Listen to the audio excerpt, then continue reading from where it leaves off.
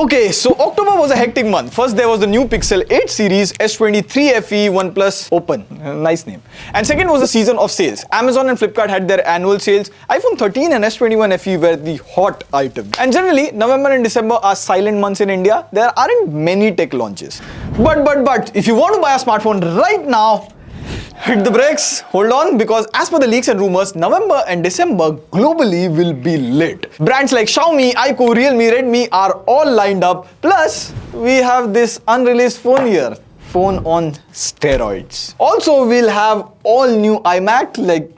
I'm so excited for this. Let's go. Okay, so first up, let's begin with the fan favorite series, the Redmi Note 13. Now, in case you don't know, the Redmi Note series brought a lot of new things to the budget and mid-range category, like Blastback, 120Hz AMOLED, OIS, and this time, it's no different. It's mostly focused on giving maximum performance. Now, the Redmi Note 13 series has already launched in China, so expect the India release to happen pretty soon. Maybe the first week to second week of November. And as always, there will be 3 phones in this series, Redmi Note 13, Note 13 Pro, and Note 13 Pro Plus. Now, the Pro and Pro Plus variant will come with a 200 megapixel main camera, while the Note 13 will have a 100 megapixel main camera. Also, the processors will be different for all the 3 phones. The base Note 13 will have Dimensity 6080 processor. The Note 13 Pro will come with Snapdragon 7 Gen 2, and the Note 13 Pro Plus will have Dimensity 7200. Now, the biggest concern with the Redmi Note series is the update situation, because last year's variant gave 2 years of Android update, but it launched with the older Android 12 out of the box. This time, all the phones will come with Android 13, but what's more interesting is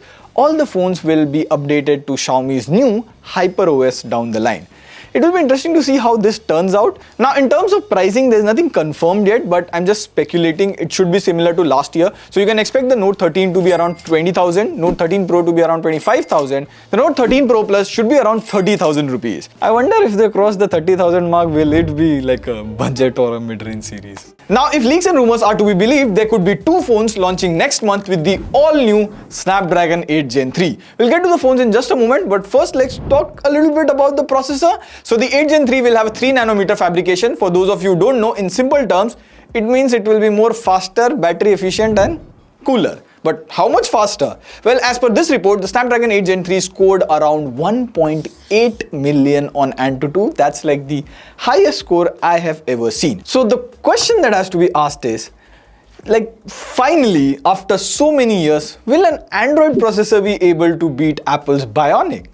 Well, we shall find that out soon. Now, there are 2 phones set to launch with the all-new Snapdragon 8 Gen 3. First would be the new Xiaomi 14. Xiaomi is set to reveal details regarding this phone on October 26, so expect the launch to happen in first week of November. Now, we are speculating, though not much is known about the specs yet, but like I said, Xiaomi 14 series could be the first phone to come with Snapdragon 8 Gen 3 processor. Other than these, the 14 Pro will be a camera-centric phone with Leica camera lens, 50 megapixel main camera, 50 megapixel ultra-wide, 50 megapixel telephoto, all that good stuff. Another speculation regarding both the phones is the software. Now, one confirmed thing about the Xiaomi 14 series is Xiaomi would debut their all-new HyperOS with the Xiaomi 14 series. Now, in case you don't know, Xiaomi phones come with MIUI, and the new HyperOS is built from ground up and should perform better than the previous MIUI. We'll just have to wait and see if the HyperOS lives up to the hype or if it comes to India. Besides this, you will obviously get flagship specs on the Xiaomi 14 series, OLED display, 120Hz refresh rate, super fast charging and all of that.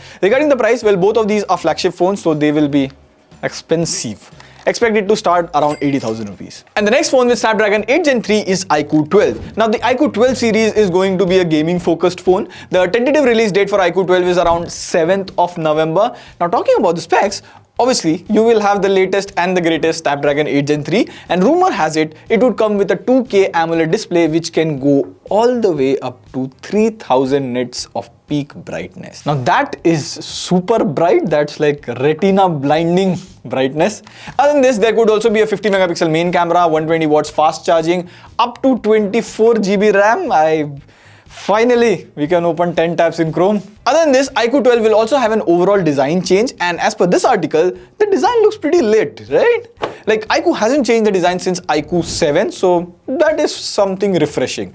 Now, the main concern with iQOO phones is the software experience. Like if you remember, the iQOO 11 from last year had quite a few bloatwares and also ads in the software. I just hope iQOO addresses all of this. As for the price, we are guessing the iQOO 12 could be somewhere around 65 to 75,000 rupees. Next up, we have Vivo, and they could launch the all-new X100 series. Now, as per leaks and rumors, the series could launch somewhere in the middle of November or first week of December, and there are going to be two phones in this series, the X100 and the X100 Pro. Now, as per leaks and rumors, the X100 series will launch in China first, somewhere in the middle of November or the first week of December, and then finally come to India. Now, regarding the specs, well, these probably will come with the all-new Dimensity 9300 processor, plus you will obviously get an OLED display, 120Hz refresh rate, and all of that cool stuff. But the X100 will probably have a 64 megapixel telephoto camera, while the X100 Pro will have a 200 megapixel telephoto camera with variable aperture. Like, what?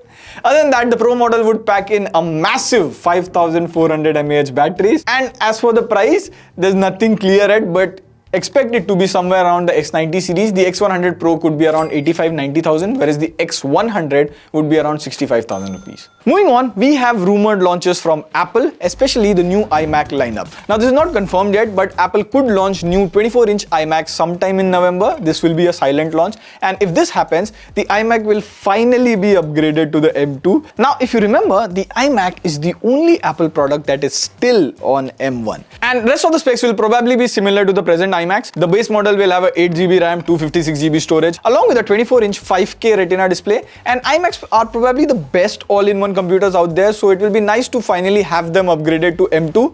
Plus, Apple, where is the 27-inch iMac? Where is it? And as per the price, of course, it's going to be a bit on the premium side. You can expect the iMac to start from somewhere around 1.4 to 1.5 lakh rupees. Finally, we have the Realme GT5 Pro, and this is a phone on steroids. Now, this phone has already released in China, so even we have the Chinese variant. So expect the Indian launch to happen somewhere around the first to second week of November. And as for the specs, this is all flagship level stuff. Snapdragon 8 Gen 2, 144Hz OLED screen, 50 megapixel main camera. And also there is this cool LED at the back, which is RGB. But the biggest thing about this phone is the charging. So this has a 240 watts fast charger. Charger is of course included in the box. So basically it can go 100% in less than 10 minutes. That's insane. Like, I don't know who has such less time in the world, but yeah, fast charging. Now, there is no confirmation on the price as of yet, but usually the GT series launches around 50,000 rupees, so we can expect the price to be around that.